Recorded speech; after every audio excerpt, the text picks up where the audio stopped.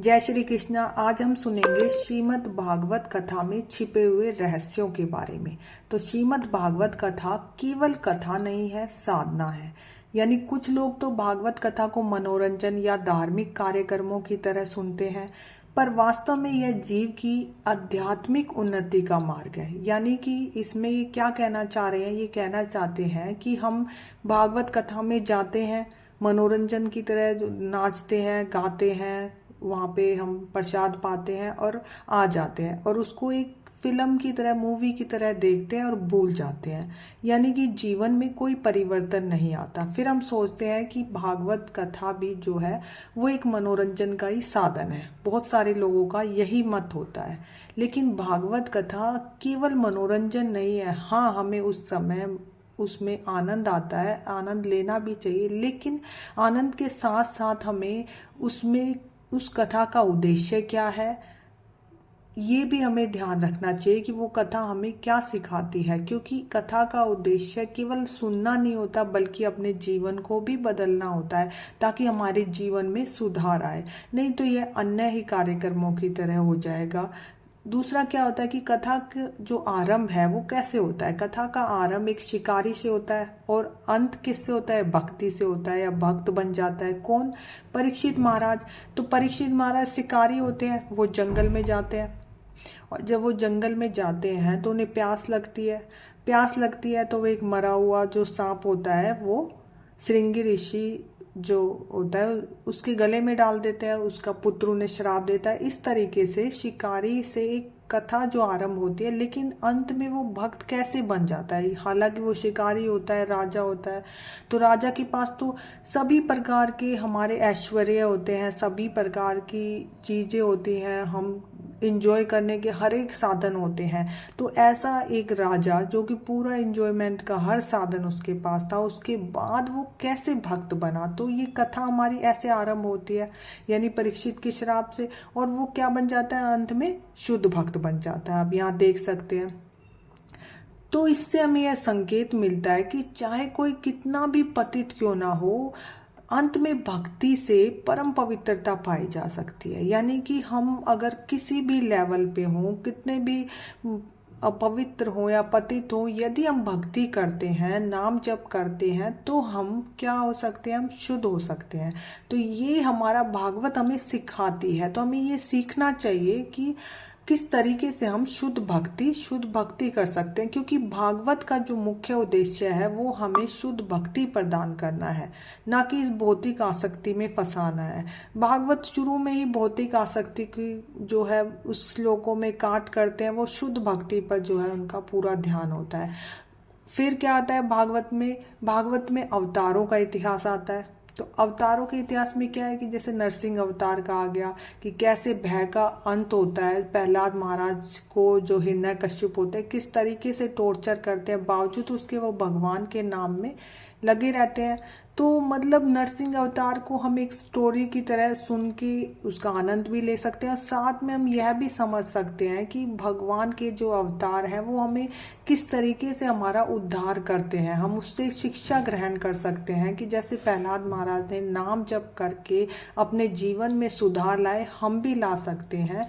जैसे वामन अवतार की कहानी आती है कि अहंकार का नाश होता है उसमें। वामन अवतार में जो हमारे कौन होते हैं, बलि महाराज होते हैं, अपना सर्वस्व निछावर कर देते हैं भगवान के ऊपर। ऐसे ही और हमारी कथाएं हैं, जैसे श्री कृष्ण अवतार प्रेम और भक्ति का सर्वोच्च रूप होता है। जब भगवान जब गोपियों के साथ होते हैं तो कितना उनमें प्रेम होता है, तो वो सबसे सर्वोच्च रूप दिखाता है। तो इन गूढ़ संदेशों की हर परिस्थिति में भगवान भक्त की रक्षा करते हैं। अगर कोई दुखी है और वो ये कथा सुनता है कि भगवान उसकी रक्षा करेंगे, तो उसका जीवन बदल सकता है। यानी वो भगवान पर विश्वास करके नाम जप करता है, श्रद्धा रखता है।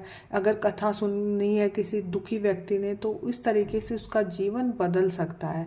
और भगवान की रास लीला का रहस्य, जैसे भगवान की रास लीला को कई लोग क्या होते हैं, एक नृत्य समझते हैं, परंतु ये नृत्य नहीं है, यह जीव और परमात्मा, देखिए आप, जीव और परमात्मा के मिलन का प्रतीक है। यानी उसमें दिखाते हैं कि गोपियां कितने विरह भाव में होती हैं और भगवान को कितने मतलब उससे तड़प से याद करती हैं, तब फिर भगवान उनसे मिलते हैं। इसी तरीके से जब हमारे अंदर भी वो तड़प आएगी, तब हम एक जीव जो होती है वो अपनी परमात्मा से उसका मिलन होता है। तो ये रासलीला हमें यही सिखाते कि हम किस तरीके से परमात्मा से मिल सकते हैं, ना कि उसमें केवल नृत्य या फिर हम वैसे जो भाव, विपरीत भावों को नहीं देखना चाहिए, बल्कि हमें उसके एसेंस पर पहुंचना चाहिए कि कैसे हमारी आत्मा को परमात्मा से मिल सकते हैं। तो गोपियां जो होती है वो आत्मा का प्रतीक है, यानी हमारे जीव आत्मा का प्रतीक है, और भगवान श्री कृष्ण परमात्मा का प्रतीक है रासलीला में। आगे देखो कि भागवत मृत्यु के भय को भी मिटा देती है।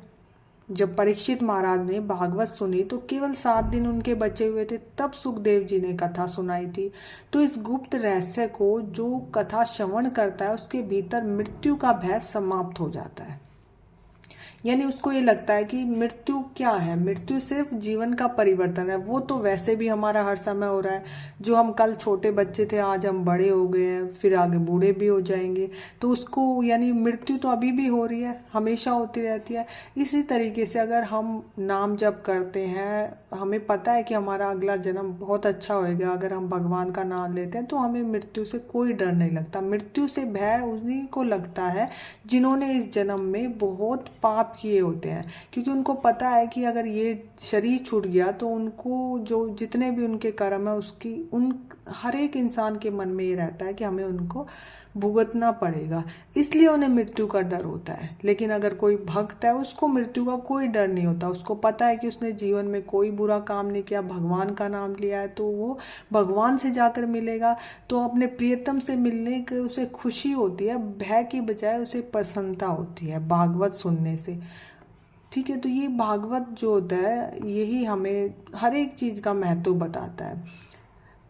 फिर भागवत में क्या है, भागवत जो है ब्रह्म ज्ञान से भी श्रेष्ठ है। यानी भागवत ब्रह्म ज्ञान से कैसे श्रेष्ठ है कि जैसे हम वेद पढ़ते हैं तो वेद में अहम ब्रह्मास्मि यानी कि मैं भगवान हूँ कह के हमारे अहंकार और ज्यादा बढ़ जाता है। हमें लगने लगता है कि भी हम ही भगवान है। कई लोग तो अपने आप को भगवान मान के पूजने भी लगते हैं, तो उसमें और अहंकार बढ़ता है। जबकि भागवत हमें इस अहंकार से छुटकारा दिलाती है। इसलिए भागवत को शास्त्रों में मुकुट मणि कहा गया है, यानी भागवत की सबसे ज्यादा महत्व उसको बताया गया है, क्योंकि ये हमें सिखाता है कि जीव